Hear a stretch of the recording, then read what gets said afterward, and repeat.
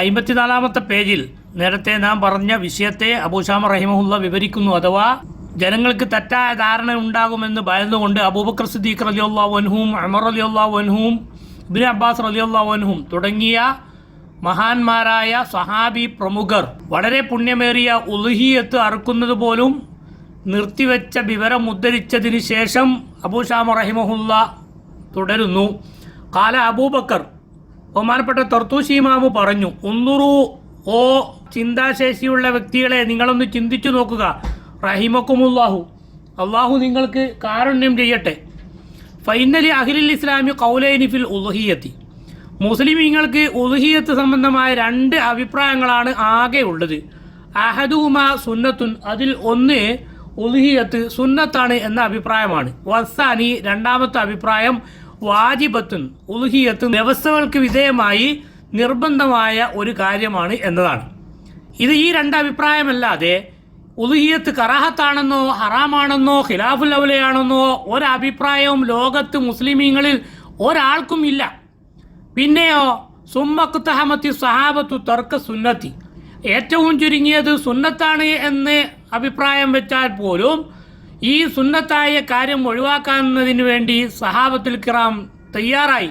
ഹദ്റമിന്ന യവഅൻ നാസുൽ അംറ അലാ ഗൈരി വജീഹിഹി, ജനങ്ങൾ ഈ വിഷയത്തെ അള്ളാഹു പഠിപ്പിച്ച വഴിയിലല്ലാതെ അതിനപ്പുറത്തേക്ക് കൊണ്ടുപോകുമെന്ന് ഭയപ്പെട്ടതിന് വേണ്ടി ഫയഅതഖിദൂനഹ ഫരീളതൻ, ഉളുഹിയത്ത് ഫർളാണ്, എല്ലാ നിലക്കും നിർബന്ധമായ ഒരു കാര്യമാണ് എന്ന് ജനങ്ങൾ വിശ്വസിക്കാതിരിക്കാൻ വേണ്ടി ശക്തിയായ സുന്നത്താണ് അല്ല വാജിബാണ് എന്ന അഭിപ്രായമുള്ള ഉളുഹിയത്ത് പോലും ജനങ്ങൾ തെറ്റിദ്ധരിക്കുമെന്ന് ഭയന്നുകൊണ്ട് നിർത്തിവെക്കാൻ വേണ്ടി സഹാബത്തുൽ കിറാമ് തയ്യാറായിട്ടുണ്ടെങ്കിൽ സുന്നത്താണെന്നോ അല്ലെങ്കിൽ അഫ്ളലാണെന്നോ മറ്റെന്തെങ്കിലും ഒരു ധ്വനി പോലും ഹബീബായ നബി സല്ലല്ലാഹു അലൈഹി വസല്ലമ തങ്ങളുടെ നാവിലൂടെയോ പ്രവർത്തനങ്ങളിലൂടെയോ അംഗീകാരങ്ങളിലൂടെയോ പരിശുദ്ധ ഖുർആനിൽ നിന്ന് സഹാബത്തുൽ കിറാമ് മനസ്സിലാക്കിയതോ ആയ ഒരു മഹത്വവും ഇല്ലാത്ത വിഷയങ്ങൾക്ക് പോലും വലിയ മഹത്വമുണ്ടെന്ന് പൊതുജനങ്ങളെ തെറ്റിദ്ധരിപ്പിച്ചുകൊണ്ട്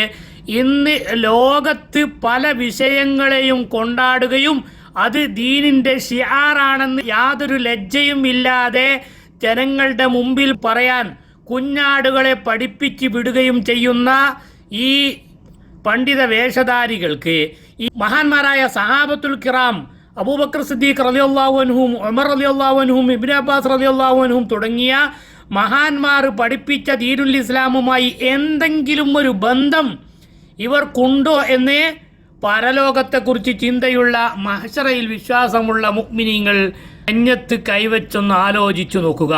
ഇവരെ പിന്തുടർന്നാൽ നാം എവിടെയെത്തും? സഹാബത്തുൽ കിറാമിൻ്റെ വഴിയും ഇന്നത്തെ ഈ മൊല്ലമാരുടെ വഴിയും തമ്മിൽ എന്തെങ്കിലും ബന്ധമുണ്ടോ എന്ന് ഓരോരുത്തരും അവരവരുടെ ആഖിറത്തിന് വേണ്ടി ചിന്തിച്ചു നോക്കുക.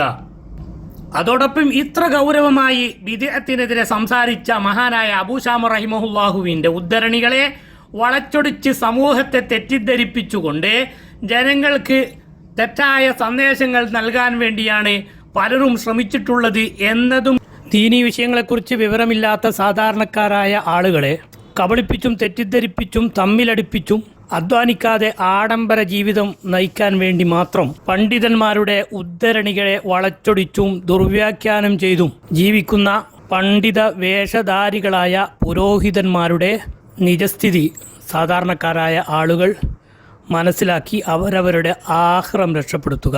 ഈ പുരോഹിതന്മാർക്ക് ദുനിയാവിലെ ആഡംബര ജീവിതവും സ്ഥാനമാനങ്ങളും അധികാരങ്ങളും നിലനിർത്താൻ വേണ്ടി പലതും വളച്ചൊടിച്ച് ജനങ്ങളെ തെറ്റിദ്ധരിപ്പിക്കുക എന്നതല്ലാതെ പരലോകത്തെക്കുറിച്ചൊരു വിശ്വാസവും ഇല്ല എന്ന് നമുക്ക് ബോധ്യപ്പെടുത്തി തരുന്നത്. അള്ളാഹു എല്ലാവർക്കും ഹിദായത്ത് നൽകട്ടെ.